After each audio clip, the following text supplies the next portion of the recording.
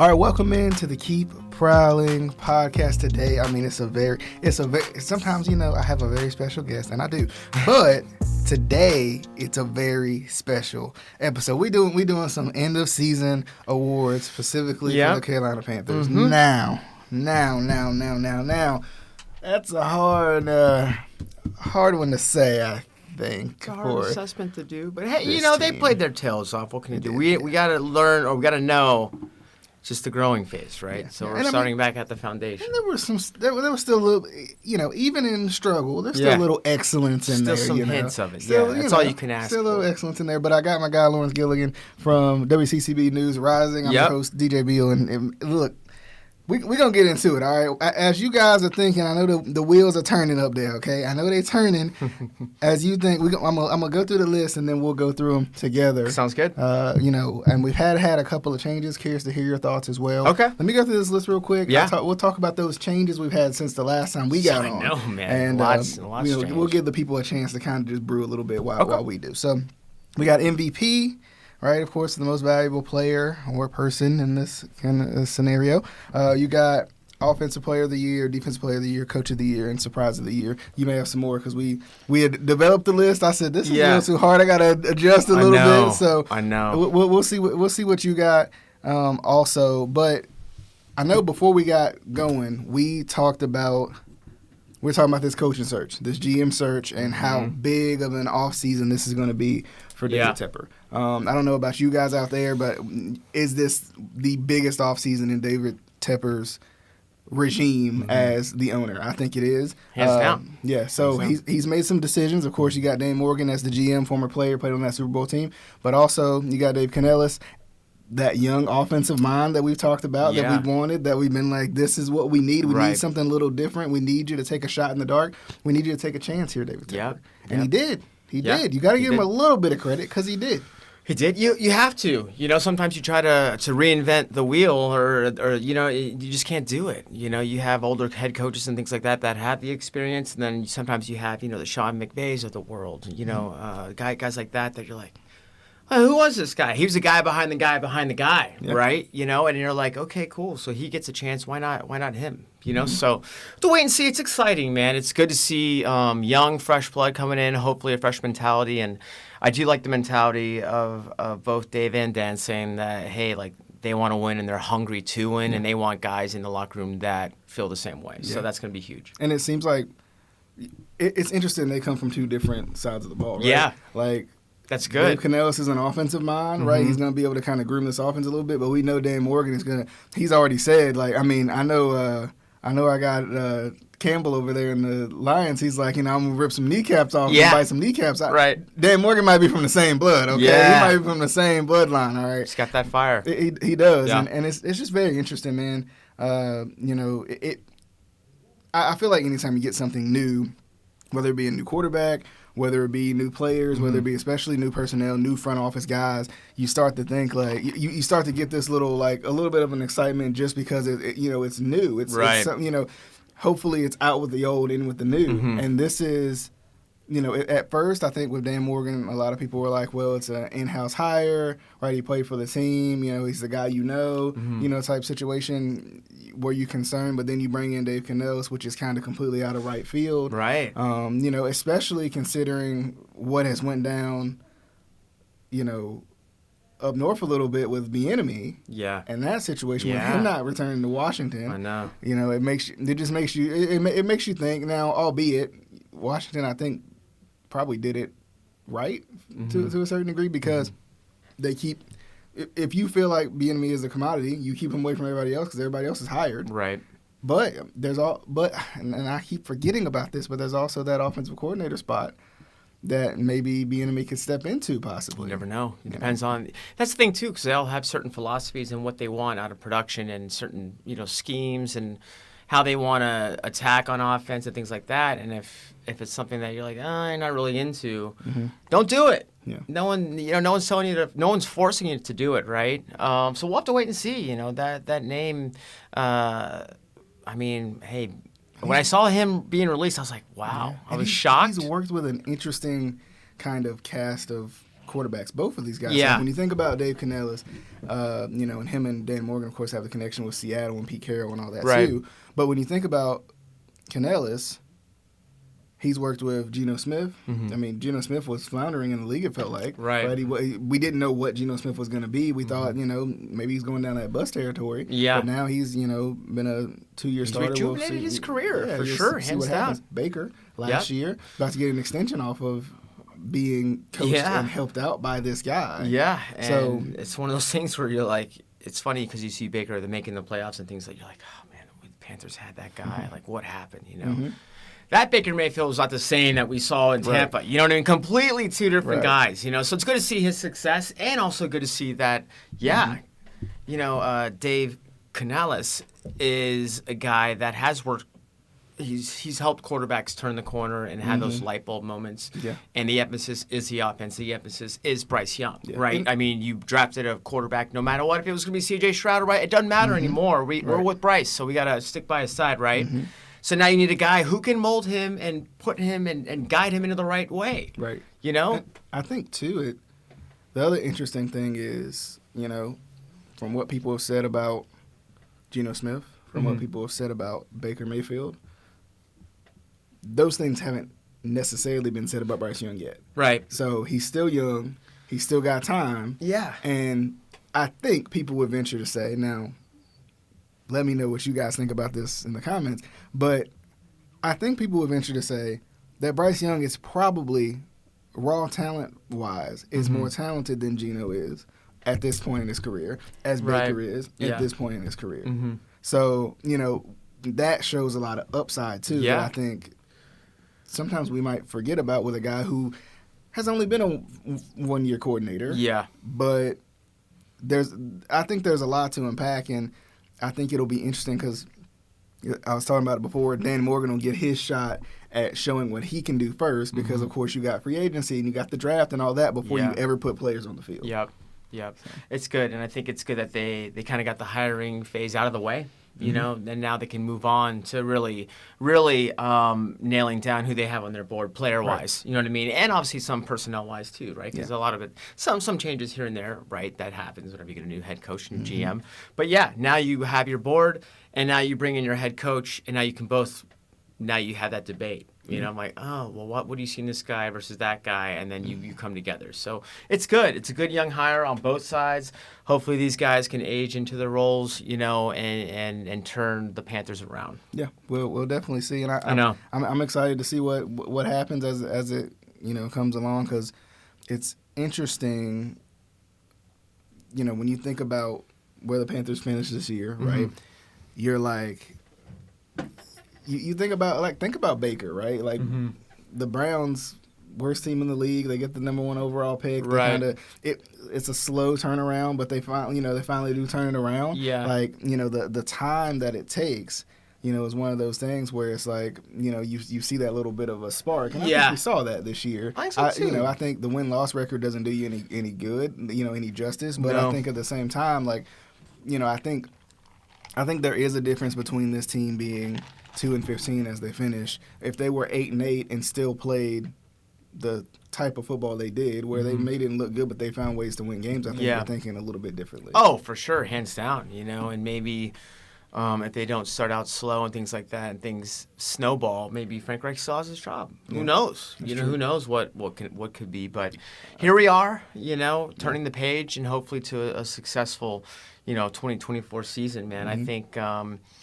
It's hard. We've talked about it before, how many years it takes to get there, and I mean, obviously C.J. Stroud and Texans kind of caught lightning in a bottle that this past year in his rookie year already kind of had maybe a scheme that was already suited to him and the guys around him to help him, So it is what it is, but hey, we just got to, all that outside noise, you just got to focus on what the Panthers are going to do, right? So good for C.J. Stroud, and even he came out in the media, pumping up Bryce Young, man. Like, hey, man, like, it could have happened either way. It could have totally happened. So, like, just hang in there because they're friends, obviously, and everyone's rooting for each other. Yeah, and I think too, interestingly enough, about Dave Canellis is kind of going back to the guys he's worked with. He's worked on utilizing their strengths to the best of their ability. A lot of people, and that's the thing. Like, a lot of people want to want to discuss, well, they weren't really a top offense under him, but specifically Tampa Bay. Yeah. Right? Tampa Bay wasn't a top offense under him, but also we got to also remember that in Seattle, that's a run-first team, so you're not going to see all these fireworks when it comes to passing the ball. But, he made them formidable. Yep. And then when it comes to Tampa Bay, they do have a lot of talent, but they play in a heavy defensive division, that is designed to not allow people to score a whole lot of points. Yeah. So, I think that's different too, and interesting to see him go kind of to a division rival. That's another that adds to it too. So been that clause in your contract. You're like, you can go anywhere else, but anywhere in the division. Yeah. So. Oh man, but we'll see, man. I mean, hopefully there's a bright future ahead. I'm excited about it. Why not? Okay. It can only get better. I think. So let's jump into these end of season awards for the Carolina Panthers. You guys obviously know who won the season awards for the rest of the NFL, but we wanted to have a little fun, do it with the Carolina Panthers. It's fun. Make it a little team specific. I love it. So I'm trying to think, should we start with the MVP or should we start with like Offensive Player of the Year maybe? You think? We can do Player of the Years first. Okay. How about that? Okay. Yeah. So I'll do Offensive Player of the Year. Okay. I'm gonna say Adam Thielen. Man, a guy who you signed to kind of maybe not be necessarily the guy in the wide receiver room, but he still showcased that, like, he's still got a lot to give. I think so too. I think he does. I think it's hard because you come into a situation, and where you're asking a lot from a guy. I mean, heck, he was the number one guy in the Vikings until obviously Justin Jefferson kind of stepped in. It happens, but he's still got some gas in the tank. I'll tell you what, I'm looking at his stats. I wrote it down. He had 103 catches, 1,014 yards. Going further back on that, it's the first time he actually had over 1,000 yards since 2018. Oh, wow. Yeah. So that's kind of crazy. I'm like, wow. 1 year he was hurt and things like that. But still, that's a lot of production that I personally necessarily didn't really see, because you're like, oh, this, it's just so frustrating to watch because you want to see them succeed. But he had some good moments, man, and he didn't even start off the season really that healthy. He had that ankle injury, so he's kind of like, is this guy even 100%? Yeah. But I think the thing is, like you said, he's a veteran. I think he can teach a lot to Bryce Young and guys like, in terms of timing, in terms of things that he sees from a wide receiver's, perspective. So, I have to agree with you on that, Adam Thielen. Okay. For sure. That's my Offensive Player of the Year. Okay. And I mean, I don't know if I have any honorable mentions per se. Yeah. I think Chuba Hubbard could get a little bit of credit. I don't know about Offensive Player of the Year. Yeah. Really, but he could get a lot of credit because I even wrote him down as my surprise of the year. Me too. Yeah. I'm right there with you. You signed Miles Sanders. Nobody's expecting Chuba Hubbard to outrush Miles Sanders. No. I mean, no one. Like, no by one by double at least of what I know the production. So I know. I just hope it's not fool's gold with Miles Sanders. Let's put it that way. I'm a little disgruntled about that, but it was good to see Chuba have a great year for sure. It was. And then when we look at Defensive Player of the Year, who you got? Man, that's a hard one, right? Because obviously, Brian Burns is the guy, right? Frankie Louvu, man, that dude had 66 solo tackles, 125 total, 5.5 sacks, 59 assists. So the guy is a ball hawk. He was always around, right, making plays. And then you look at Derek Brown. Yep. 103 tackles, man. I mean, he had 46 assists, 2 sacks. He had 57 total or solo tackles, 103 overall. But yeah, so I mean, I'm gonna go Frankie Louvu for sure. Okay. Just because, I think he's been around. I think he's a great ball player, But I think this year was kind of his year of kind of coming out and showcasing what he's made of too. Because you need that guy to help Brian Burns out, So yeah, how about you? Yeah, I think for me, I wrote them both down. But I think I'm leaning more towards Derek Brown. I like it. Just because, Frankie Louvu I think was everywhere, but I think Derek Brown, you could say the same thing. Yeah. From fantastic that interior year. spot, he's everywhere. He's sacking the quarterback. Yeah. He's pushing you back and stuff like that. Like I think, there's a reason why he's the guy he is, and why hopefully he'll be around for a long, long time. I know. Like he's a guy, like he's one of the cornerstones of the defense. I think so too. I think Louvu is another guy who probably is. I think even Frank Reich said it. He's like, we like this guy. We like what this guy can do. He has a high motor. He's everywhere. Everywhere you need him to be, he'll play any position you need him to play. Yep. So I think those two, and especially if you can keep Brian Burns. I know. I think for next year, Evero is going to have a chance to kind of continue to build. I think so too. Continue to build around that defense, which was, very, very good. Considering. Good considering they were on the field the entire, because the offense struggles so much. It's hard to be able to compete at the level of how they're, they need to compete at whenever the offense is 3 and out and sputtering. Yeah. You're like, oh my gosh, we can't get a little drive here to kind of, fill up the gas a little bit. But those guys perform well. But yeah, I do love both of our picks, man. Derek Brown for sure and Luvu. I mean, those, like you said, 2 cornerstones along with Brian Burns. If they can keep them, which I don't know what's going to happen there. Yeah. If they can keep those 3 guys and figure out ways to maybe get some free agents or something like that. The defense is solid, man. I mean, obviously, if it wasn't for a lot of the injuries in the secondary, they were definitely competitive. Yeah, and that's the biggest struggle right there is the it injuries. Injuries overall, because Yeah. Shaq Thompson got hurt too. So it's like, but injuries in the secondary has been a recurring issue, I feel like, for the Panthers, unfortunately. Oh, so. absolutely. But hands that down. does bring me to my coach of the year, Okay. which is Evero, the defensive coordinator. Yeah. I would say, I think what he did, considering some of the positions his offense put, the Panthers' offense put him in, they locked in for the most part. Now they struggled a little bit against some really good offenses that most teams would struggle against. Right. But once again, we're talking about a team with injuries in the secondary against these high flying, high power, high octane offenses. Yeah, so for sure. too, so. For sure. I mean, even it takes me back, honestly. I'm going to side with you, too, with him as well. Even that game, when it was the monsoon here at Bank of America Stadium against Tampa, it's a rival. Tampa kind of needs to win the game. You know what I mean? Like, for their season, right? Granted, they still made the postseason. But still, Panthers trying to play spoil. They had every chance to kind of just... Or no, Atlanta, excuse me, not Tampa. The Falcons. So they had every chance to kind of just fold up and not really... Oh, man, we're playing in the rain, But the defense showed up, man. They made turnovers at the end of the game. Yep. They were... Man, so games like that, man, is when I think a defensive coordinator's, fingerprint kind of shines. You know what I mean? It shows you how really gritty... and how strong they really are. Yep. So I agree with you on that. Okay. I like that. Do you have any more that you wrote down that you wanted to mention? No, just my so if we want to move on and go with Rookie of the Year on the defensive side of the ball, kind of hard to pick out because, I mean, you got a lot of guys that played because of injuries in this, in the secondary. So I had Jamie Robinson from Florida State. He had 10 solo tackles, played sparingly, obviously, behind guys in that safety role that... Yeah. It's understandable, right? He is a rookie, and he was kind of forced into the role of playing more than maybe that they wanted him to. But, hey, 10 tackles, hopefully he brings a lot more potential to next year. Yeah, I probably agree with that, too. I think the rookie class really struggled, it felt like. Yeah.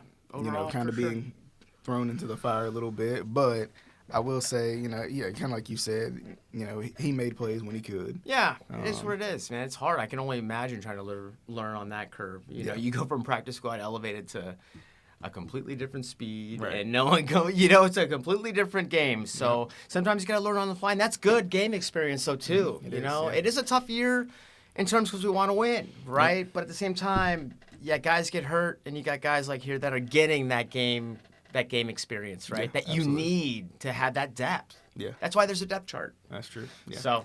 Yeah. I will say, to offensive rookie of the year, I'd probably give to Jonathan Mingo, probably, because I feel like... I feel like for him, I don't know, it's tough, right? He had, 400 and some change yards receiving? Yeah, I feel like he was kind of thrown into the fire a little bit, too.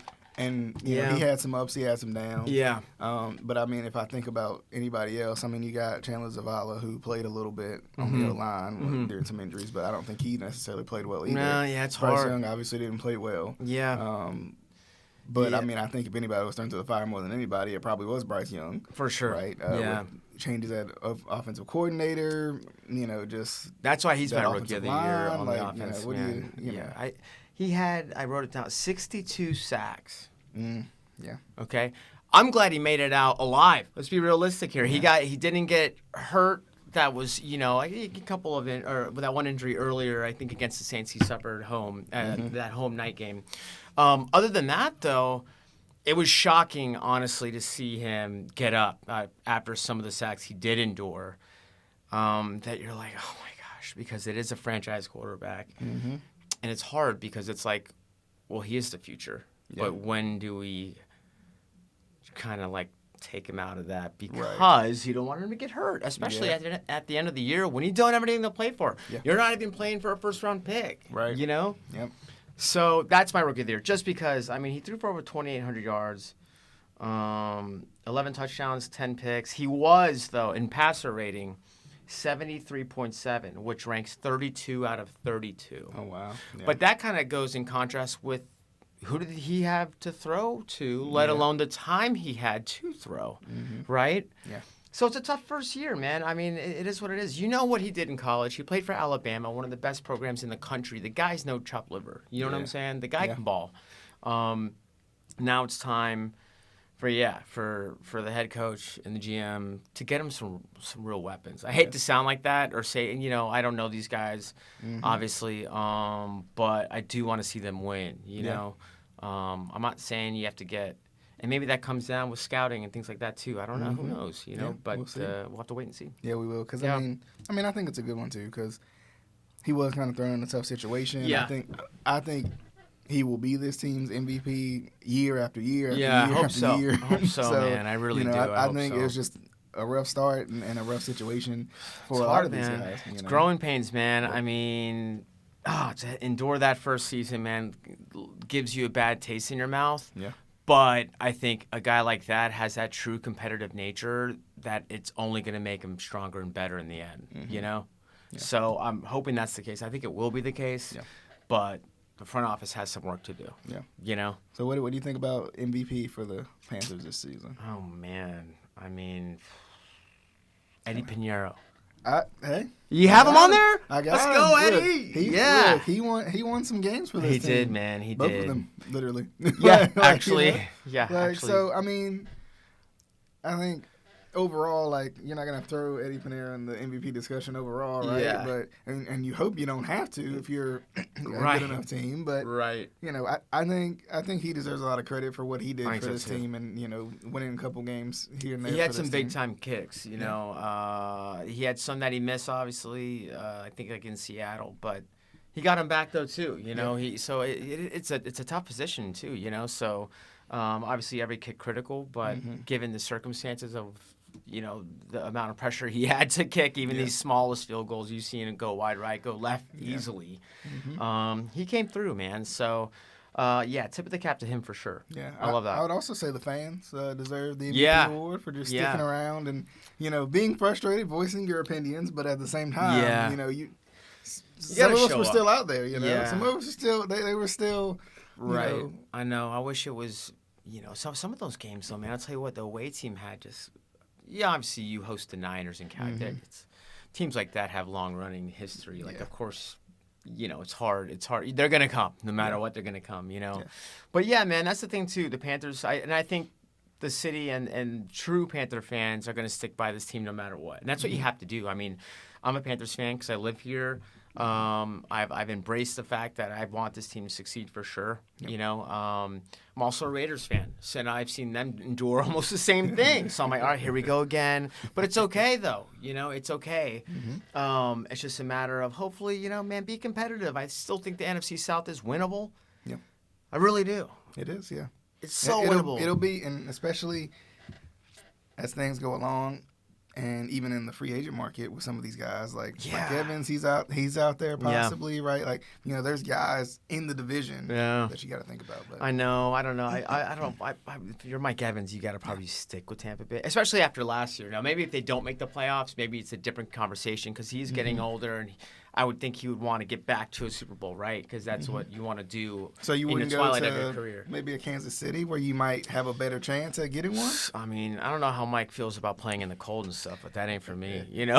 I'd rather go to L.A. or somewhere where it's a flashier team and they have a legitimate shot at getting there. Baltimore, there you go. Baltimore's not that cold. It's cold, but it's not. -4 weather you're playing in. But so we'll have to wait and see for free agency. That's going to be the most interesting thing and the most. We'll see what they do because obviously they don't have a first round pick, so they got to do something. They got to spend some money. Yeah, and that's great. What a I would say a fun, exciting problem to have. Yeah. To actually have money to spend on these guys, you know? So hopefully they can get Thielen some help. Yep. So Thielen doesn't have to be forced into that role of being the playmaker every time, you know? The Brian Burns saga continues to be one. It always, and it will be until they extend, you know, they come out with a new contract or figure that out, then it's going to always be, that'll definitely always be a headline for sure this offseason. So I have to wait and see what they do, obviously, yeah. And that's the thing, too. It's like, well, how much do you pay him? You know, if you granted X amount of years, but you do have this money now to spend on multiple players too. So it's like, where does that all fit in? I'm not a numbers guy, so I don't know how that stuff works. I wish I did. I know, right? But you're like, man, how do they make some of these moves sometimes? Yep, you know? I do want to ask too. Yeah. I feel like this team wouldn't be the same without this guy, right? Maybe not MVP. Ooh. Right? Maybe not MVP per se. Oh, man. But Dave Tepper. I'm going to see if you guys are listening. All right, Dave Tepper, because this team would not be the 2-15 Carolina Panthers without Dave Tepper and the moves that he's made. So keep going. Take that. Keep going with that. You sound pretty disgruntled there. I mean, I just feel like if there was a different owner, it might be a different result. You know? Yeah. I'm not saying, you know, he's going anywhere. I'm not saying anything about that. Right. I'm just saying some of the moves that he made are direct, you know, correlation to this type of thing. All right, to this team being in this position that they're in. You know, he hired Scott Fitterer. Mm-hmm. He hired Matt Rule. Yeah. He hired Frank Reich. And then fired them all. Yeah. To continue to pay them for years and years to come, which is going to go against the cap also. That's true. So I don't know. I mean, what would you rather do? Drag this thing out with the Frank Reich or something like that? No. You know, like, what's the alternative, right? I think, like I said, I'm all for giving these coaches a little bit of time. Yeah. You know, don't give them a year and hope that they're going to just solve. A full year. Yeah, I know. I mean, yeah, they gave them a couple months. Yeah, that's hard. There's something that happened that we don't know. Mm-hmm.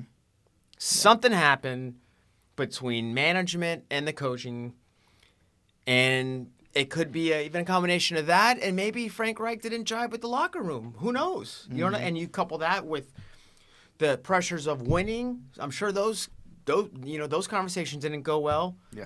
And then if you lose your locker room, forget it. Yeah. I don't care who you are. It's not. They're not gonna. I'm sorry. Yeah. They're still human beings. They're not gonna care. Yeah. And considering also that Tepper likes to kind of put his hands in places that they don't belong. Right? Sounds like a Jerry Jones type move. Sounds like an Al Davis type move. Like sometimes I feel like he's not letting the guys that he hired do the job. And that could be the thing too. And that could be an easy gripe from Frank Reich or anyone else. Like, let me do my job. Why am I here? You know, you're here to micromanage, and that's it. Yeah. What it seems like. Yeah. You know, we all have them. We all have micromanagers. Well, actually, you know, I will say here, it's not too bad at all, man. We get to breathe a little bit, but we've all had those micromanagers where you're like, just. So we need to get our stock into the Panthers then. To help out a little bit, I don't know. Got to figure that out too. I don't know. You can't catch me buying any PSLs though. They're still expensive. But I just hope, like I said, I hope they have a tough schedule. It's going to be an interesting schedule when it all comes out in terms of. Mm-hmm. When they're playing who, you know. So that'll be interesting, man. It's just get me back to training camp and back to game one of preseason. Yeah, but before we get there, we got one more game. One more game. Okay, I'm going to work this out. I brought this in. I meant to wear it for the MVP awards. Uh-oh. But I got some, I'm taking off this. Don't mind if I smell because I've been anchoring for 4 hours. 4 hours, that's a long time, my friend. I actually smell still kind of a little fresh. I'm surprised. But yeah, 4 hours. He is bringing out the golden jacket. Check this out. He's bringing out the golden jacket. Still Look at that. Pretty much in good condition. Look at that. I got this back when I covered the Panthers way back in the day. I won't say for who, but yeah. This is nice. Game apparel here. Yeah, thank you. I mean, you got the patch on there. I'm telling you, this is the real deal, DJ. We don't mess around, man. Yeah, I didn't go and buy this on the street corner for $20. This is the real deal. Okay. But yeah, let's talk about the big game, man. Who you got? I think you're big game ready at this point. This is quite comfortable. I have to say. I hardly ever wear it. Better than a suit jacket, you'd say? Like, what do you think? No, there's nothing better than a fresh cut or a fresh, nice suit jacket, Do man. you do the tailor? You got a No, tailor? man, we don't have it like that, DJ. No, I pick out my own sizes and make sure, put that one back, You gain a little on the side, lose a You get little on the side, side you're to like, make man, it, what happened? What happened? All the dad bod transition. All you dads out there know what I'm talking about. But yeah, big game, man. Chiefs, Niners. Unfortunately, this team's not in it. I know, man. There's always room for. Maybe It's not hard to next year, believe, but man. We're at Super Bowl 58. This was 8 years ago. It's pretty crazy. Just goes to show you how long it takes, man. It happens every year, man. Unless you're like a Chiefs type team or a Niners type team who's been around forever, and you want to go play for the logo, right? Mm-hmm. How long does it take to get to the Super Bowl, let alone win it, Yeah. and then get back there? Yeah, It's true. incredible what you can do. And I think too, it's interesting because that brings up an entire other discussion. Yeah. Because if the Chiefs win, I'll have to eat my words and call them a dynasty, and I don't want to. But everybody hates the winners, man. I'm gonna be honest, man. Like the Chiefs were the lovable underdog. What, a couple 4 or so years ago when they're scratching and clawing to get there. Yeah. Right? Yeah. And then they're losing to Brady. Yeah. Who's the not so lovable You underdog knock them anymore, off, and right? now they're the guys. So yeah. it's very interesting, and I think also there's a window, right? Because Travis Kelce can't play with him for so long, right? Now Mahomes is still young. Yeah. He's still doing his thing, and I think they'll still be around. Mm-hmm. But I think when Travis Kelce goes, I wonder if this dynasty goes. Possible. It's a possibility, man. I mean, you saw the success from Tom Brady without Rob Gronkowski and with him, Mm-hmm. So I yeah, mean, he even brought him in Tampa. that's what I'm saying. Yeah. And look what happened. Yeah. So. Brought him there for a reason, and I mean, they still got there and won it. Isn't that wild? Yeah, so yeah, you're right, man. It goes to show you, man. That's like almost like a marriage that you hope lasts a long time, and that's the thing too. I'm not sure how old Kelsey's got to be in his 30s, right? I think he's got to be like 30. He's the same age as Gronk, ironically enough. Really? 37 He is 36 or so, something like that. Oh, so he is, yeah. He's older than he looks, I think. Because it doesn't seem like he's been doing this thing for this long, but he has. Like, he's older. 34. 34, okay. Yeah, so, I mean, he's probably got maybe 2 or 3 years left in the tank, realistically. Yeah. If you want to leave the game. At a high level. Right. Yeah. Yep, right. That's true. Yeah. Okay, so who you got? So, with the Niners and the Chiefs, Mm-hmm. I feel like this is a good matchup in favor of the Niners. You do. The Chiefs' run defense is not good. Yeah. But the Chiefs make you uncomfortable. Mm-hmm. That's the other thing too. Like they make you not play a style of play that you want to, and they have that Super Bowl winning pedigree. Right. The Niners don't have that, and Kyle Shanahan has been hearing about it since he lost with the Falcons and since he lost with the Niners the last time. Yeah, 4 years ago. Yeah. So that's my thing. Like I feel like for me, when I look at it, when I think about it, and I got a couple of other opinions on here too that I got from some other people around the office, but for me, I feel like the Niners can win this game as long as they play their game. I don't think there's any way that the Chiefs can stop CMC. Yeah. His ability to do literally everything. Deebo Samuel, CMC. There's other guys on that team now. The other question is if Brock Purdy gets rocked a little bit, right? If he gets a little nervous, I'm trusting Mahomes a little more than I'm trusting Purdy just because he's been there, he's done that. Yep. But there's so much talent on that team. They kind of give Chiefs vibes before, right? Where I can see that. There's so much talent. How do you defend all of it? Yep. But they're going to have to run the ball. Even if they get down against the Chiefs, they're going to have to run the ball. They're going to have to stick to it. They did it with the Lions, right? The thing the Ravens didn't do when they played the Chiefs is they got down and they stopped running the ball. You're only down 10. Can't go away from your identity. Don't go away from what got you there. Yeah. And the 49ers aren't going to do that. No. They're a better coach team than the Ravens are. Yeah, I think so too. I think I want the Niners to win, obviously, for CMC and for Steve Wilkes, the coordinator who Panthers probably should have hired, but that's in the past. You can't change that now, right? So I want to see those guys win, obviously, for those purposes, right? But yeah, I think you're right too. I think if the Niners don't play the past 2 weeks they have played in the postseason in terms of they look sloppy, but you also you are also in the playoffs playing the creme de la creme, right? The best That's teams true. that should be there, right? The Lions are on fire. They're playing with confidence. I'm shocked that they even came back from that, but that also shows maybe this is their year. Yeah. You know, any other kind of home team possibly, it just only takes one bad throw towards the end there, or a scramble that goes wrong or something that kind of does it, you know? So that's true. I'm going to go with the Niners too, as painful as that is being a Bay Area guy and being from Oakland. I do think the Niners are going to win. I hope it's a good game. Can I give a bold prediction? Yeah. Real quick, and I got Jeff Taylor's prediction and Jack Taylor's Okay, prediction cool. also, but I want to give a bold prediction. I think the Niners will end the Kansas City dynasty hopes. Wow. they will. Yeah. Now- You think it's going to be handedly? You think it's going to be not a domination like it's over in the first quarter type of game, but I mean, do you think it's going to be like, oh man, yeah, the Chiefs. I think it's going to be a hurtful loss for the Chiefs. Right. Because I think the Chiefs, they've been this air of dominance, right? They've been the team that's there over and over and over again. And really, let's be honest, the Niners kind of have been too, right? Now the Chiefs have 4, right? Chiefs have this is their 4th Super Bowl appearance. This is the Niners' 2nd in that same span of time, right? And last year, if they don't get hurt against the Eagles, we're probably thinking something. You know what I mean? We're probably easily could have been 50-50.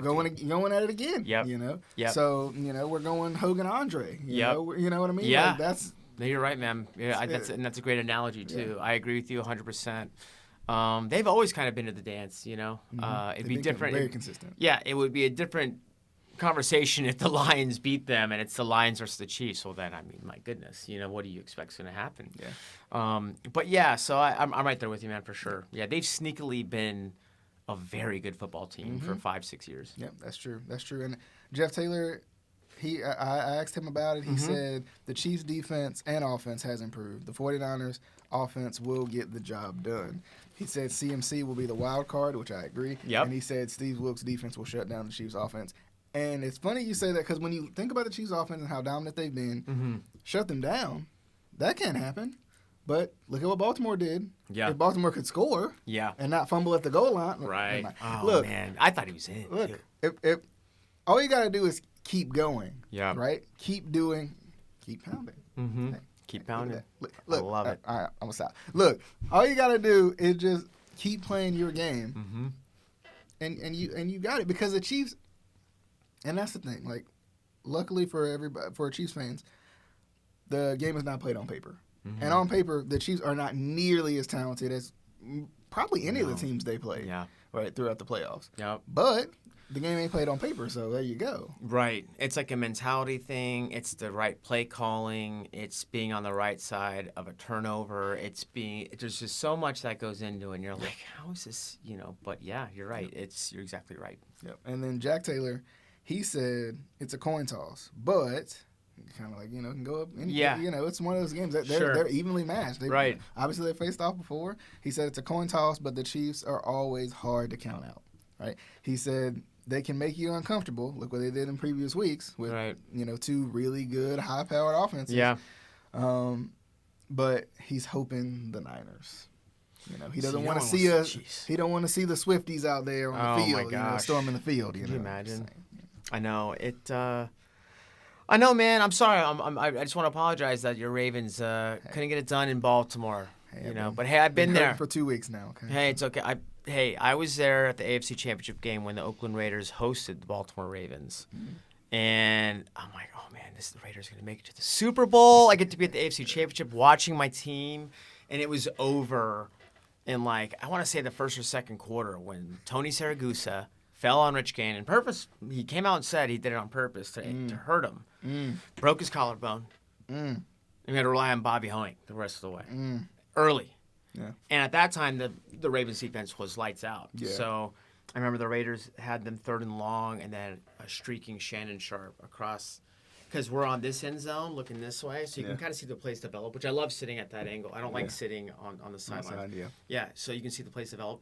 And I see him come in and he catches it. I'm like, there's no one there. Yeah. So he catches it and he's just gone towards us. And I'm like, here comes Shannon Sharp. And I'm like, it's over. Because the defense was just unbelievable. And the Raiders didn't have a true backup. Who does really have a good backup? And that's kind of interestingly enough, a little off topic, but that's how I felt last week, and that kind of keys back in Yeah. too.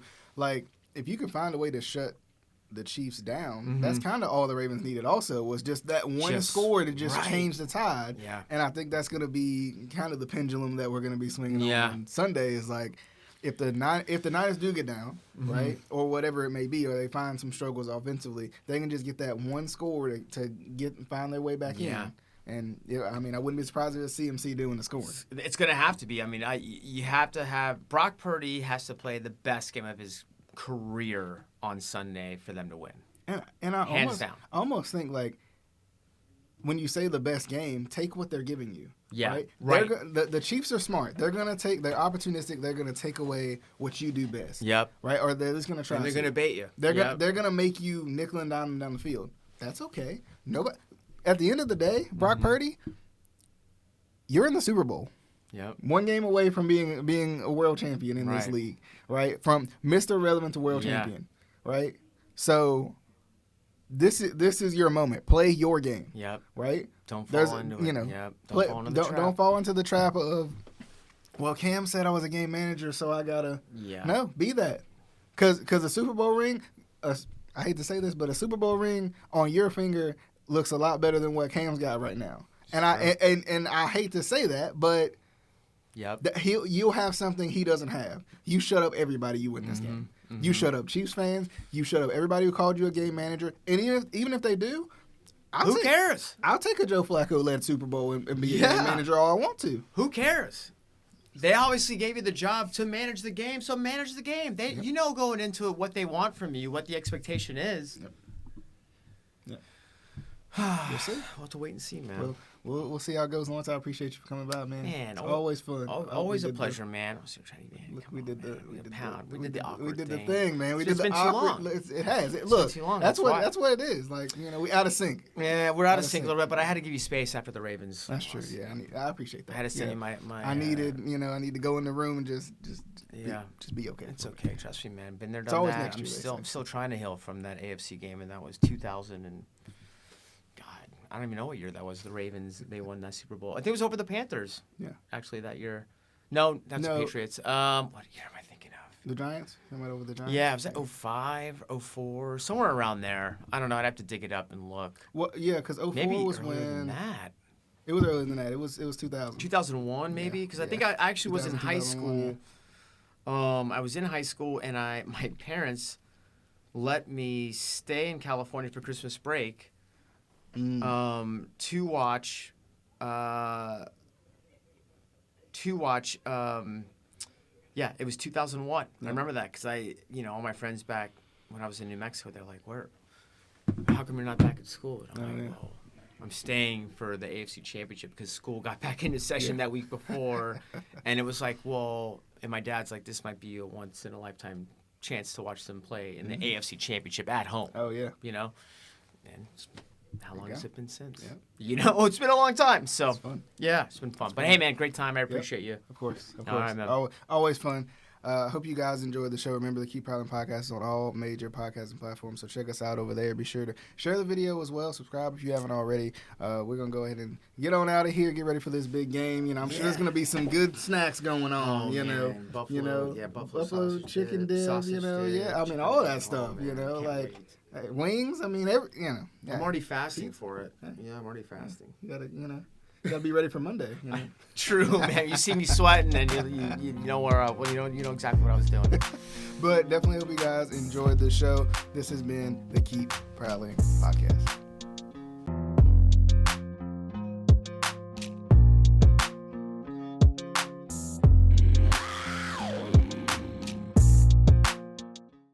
Are there any Panthers topics that you want to hear us talk about? Let us know in the comments below.